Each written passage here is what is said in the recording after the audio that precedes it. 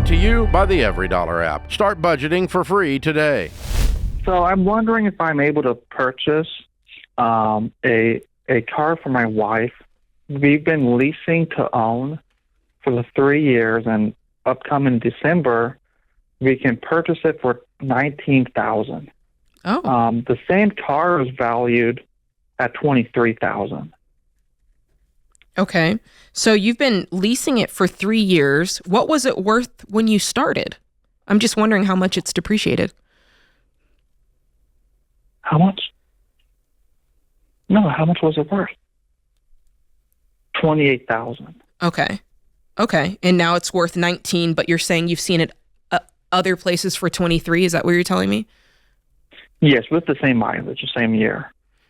So it looks like a good deal. Yeah. Do you have the money? And do you like the car? We like the car, but we don't have the money.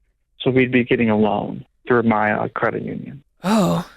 And what's the alternative? You just give it up? Yes. Do you have any? My wife's very attached to the vehicle and doesn't really want to consider any cheaper options. Yeah. Listen, I can understand that. Go ahead. Well, yeah. Why is she attached to it? She just likes it a lot? She likes it a lot. Okay. Well, the fact that she's not going to be able to consider... Is she sitting there with you, Brent? Tell her hi for us. Yeah. What's her name? Elizabeth. Hey, Elizabeth. Hi, Elizabeth. Yeah, I mean, when you put yourself in a position when you purchase something and say, well, I'm just not, I don't want to look at anything cheaper, you've kind of already made your decision. I mean, if you guys don't have the money and you don't want to look at anything cheaper, I mean, I guess the only thing that you guys have decided at that point is, yeah, you're going to take a loan out and buy the car. We would advise you differently. And so you called the show, so we'll give you our advice. I don't know if you're going to want to take it, because what you have to realize is you've been basically renting this car for 3 years. In the most expensive way possible. In the most expensive way, yeah. And I know, you can't really tell the interest rate on a leased car, but when people, actually ratio it out, it's high. It's usually more expensive than if you went and got a traditional car loan. Like 14%. So then you're going to take a $19,000 loan, pay interest on that, and then we're going to look up in 4 to 5 years, and this $19,000 car is going to go down to probably $10,000 or $12,000 in value.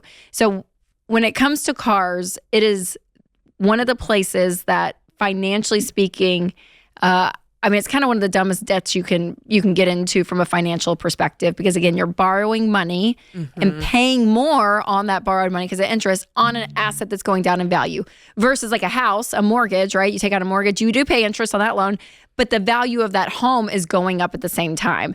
So the car itself is not a wise purchase to make when you don't have cash for it. So my next question to you guys would be, do you have any cash available to you? Do we have? No, we don't. Okay. We're still trying to get over some credit card debt. Okay. Good. How much debt do you guys have? We have $4,000 on the credit card, Okay. and then we have a few monthly payments. What are those? We're paying off our wedding rings, which we have $7,000 left over. Okay. And then we have some a personal loan we're paying back my parents, which we owe about $2,500 left. Okay. And I'm doing $500 every paycheck. Okay. So about towards the end of January, the $500 a month will clear up. Okay. How much do you guys make a year? Close to $40,000 a year. Combined? Yes. Are you both working? My wife is looking at getting a new job that could make more money soon, but we just don't have the money yet. And I don't want to make decisions on we'll have more money later. Yeah, I that's want right. to make the decision on For sure. what we have now. Absolutely, which is very wise. Very, very wise. So yeah, a $40,000 income, there's no way I would take a $19,000 loan for a car. No. You can't afford it. Do you guys have kids yet? No, not yet. Listen, I'm going to throw something wild out here and roll it over in your minds and in your hearts tonight. But she's not working yet. You don't have children. when it comes time for this lease, like you let it go. But if you have to be a 1-car family for a couple of months while you save up, what's the harm in that? Just a thought. Yeah. I suggest that. My husband and I did that while we were trying to get out of debt. We got rid of one of our vehicles and we were upside down, but we got a small loan for it to get out of it. And then we had just our single car. We paid it off. And then we actually found that it was doable for us for quite a while, and we stayed that way. And then when it was time for us to have a second car, we bought it in cash. And for you guys in this season of your life, that actually might work out better for you than a lot of other couples because she's not really working yet. And I'm going to say this, Brent, and I'm going to be very as kind and fun as Rachel is. It just comes through. But what the life you guys just described to us from a financial perspective only is so normal. You have a personal loan to the parents for, I'm not sure why. You got wedding rings. You didn't have the money, so you guys took out a loan. You have some credit card debt. You have a car lease. Like, y'all are the normal Americans out there. But the problem is, Brett, normal is broke. Normal is 78% of Americans today are living paycheck to paycheck, meaning if you miss a paycheck, you don't have enough to cover your bills. So if you guys decide that you want to continue to live normally, then what you guys have so far decided is that. And normal would be to go keep the $19,000 car because you like it. That is normal. And you will have normal results because of it. But what we encourage people is to flip all of that onto their head and actually say, what is the weirdest thing we can do? Because if I get the results of normal, which is paycheck to paycheck living and not being able to build wealth and not being able to invest or save for the future or have any amount of money in savings, like, I don't want to be normal. That's not where I want to be. And if you guys look at each other tonight and say, we don't want to be that. We want to be people that have no debt. We have an emergency fund. Yeah. We're actually funding some retirement for the future. We have a house that we can afford. It doesn't stress us out. We have margin in our budget. Like, this life that can be created, Brett, is possible. Totally possible. But you can't get there if you keep doing normal things. So what Jade's saying is a 1-car family for a couple that doesn't have kids. Is that inconvenient? Yeah. Is that weird? Yeah. But you know what? You don't have a car payment because that car payment on the $19,000 car, it's going to be $600 that you guys don't have. Like, so you have to make different decisions if you want different results, Brett. And that's going to mean not taking out a loan for a car.